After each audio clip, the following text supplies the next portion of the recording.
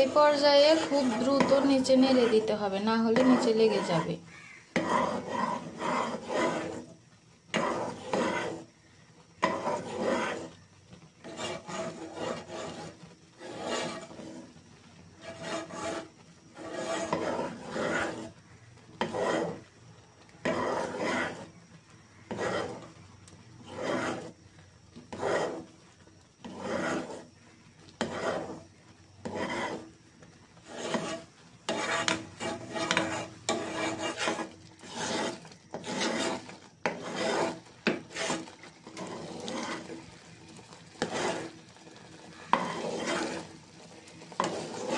অনেকটাই এখন ঘন হয়ে এসেছে, আর 1 মিনিটের মধ্যেই এটা একদম পারফেক্ট হয়ে যাবে।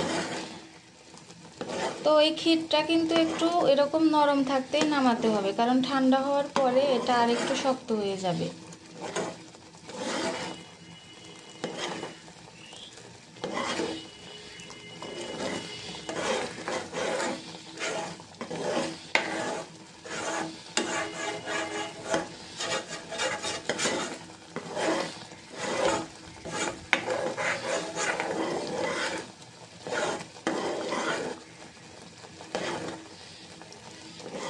আপনারা এটার ঘনত্বটা দেখে নিশ্চয়ই বুঝতে পারছেন।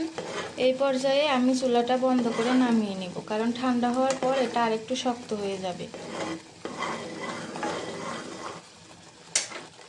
চুলায় একটি প্যান বসিয়ে আমি প্যানটাকে গরম করে নিয়েছি। এখন একটি পিঠা আমি দিয়ে দিব।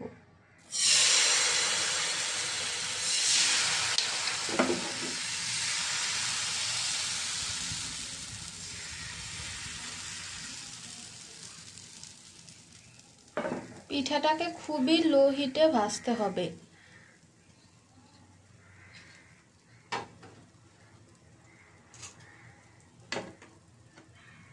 চুলার আঁচটা আমি একদম লো করে দিয়েছি, কোনোভাবেই চুলার আঁচটা বাড়ানো যাবে না, তাহলে পিঠাটা সুন্দর হবে না।